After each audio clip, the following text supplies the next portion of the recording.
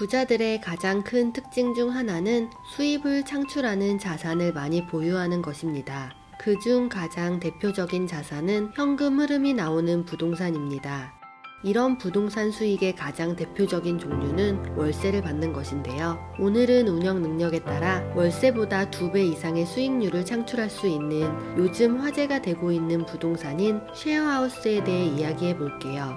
쉐어하우스는 무엇일까요? 쉐어하우스는 쉽게 말해 한 집을 여러 명이 공유하는 형태를 이야기합니다. 예를 한번 들어볼게요. 여기 방 3개와 화장실 2개가 있는 아파트가 있습니다. 월세가 최고라고 생각하는 월세 김씨는 이 집을 한 가족에게 월세를 놓고 한 달에 100만원의 수입을 얻습니다.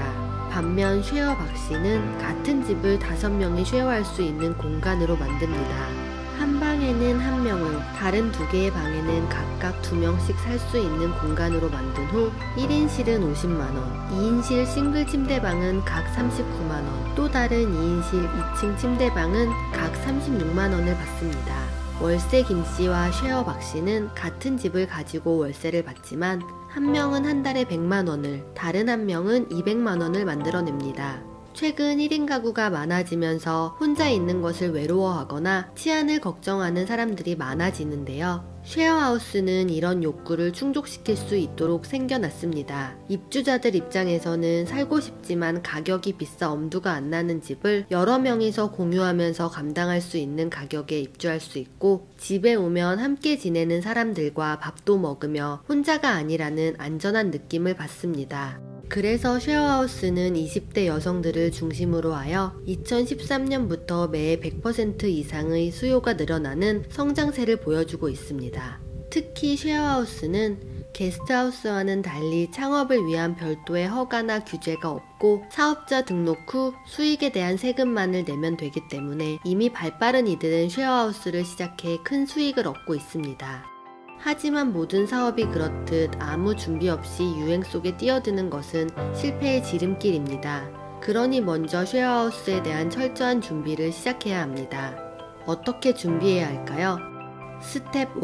입지를 선정하고 부동산을 계약한다. 너무나 당연한 말이지만 쉐어하우스를 운영하려면 운영할 집이 있어야 합니다. 만약 집을 살 수 있다면 사서 하면 되지만 이럴 경우에는 초기에 큰 돈이 들어갑니다. 그렇기 때문에 다른 사람의 집을 임대 후 쉐어하우스로 탈바꿈시키는 방법을 많이 사용합니다. 이를 전대라고 하는데, 전대 계약으로 쉐어하우스를 시작하면 다시 돌려받을 보증금을 제외하면 약 1000만원의 초기 비용으로 쉐어하우스를 시작할 수 있습니다.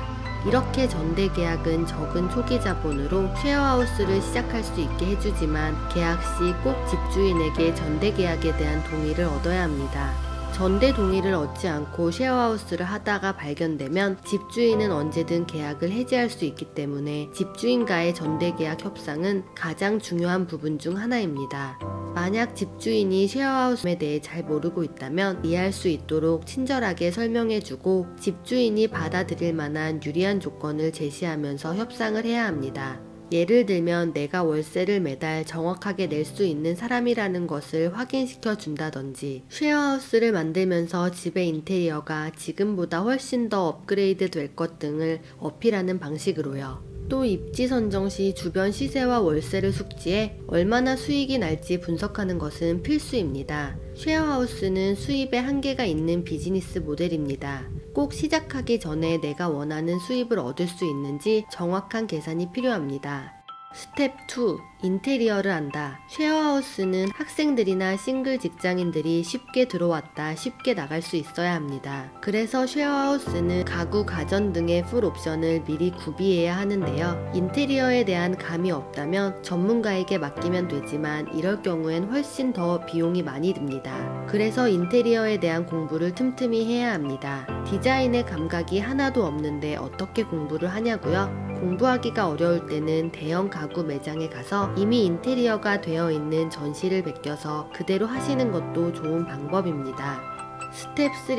입주자를 모집한다. 쉐어하우스를 모집하는 커뮤니티와 플랫폼은 많이 있습니다. 피터팬의 좋은 방 구하기부터 컴앤스테이나 쉐어킴 등의 플랫폼 등이 있습니다. 블로그 같은 마케팅 툴을 통해 자신이 직접 입주자를 모집해도 되는데요. 이때 중요한 것은 집에 대한 자세한 설명과 오고 싶게 만드는 전문적인 사진입니다. 숙박업은 사진 비즈니스라는 말이 있습니다. 사진에 투자를 아끼지 마세요.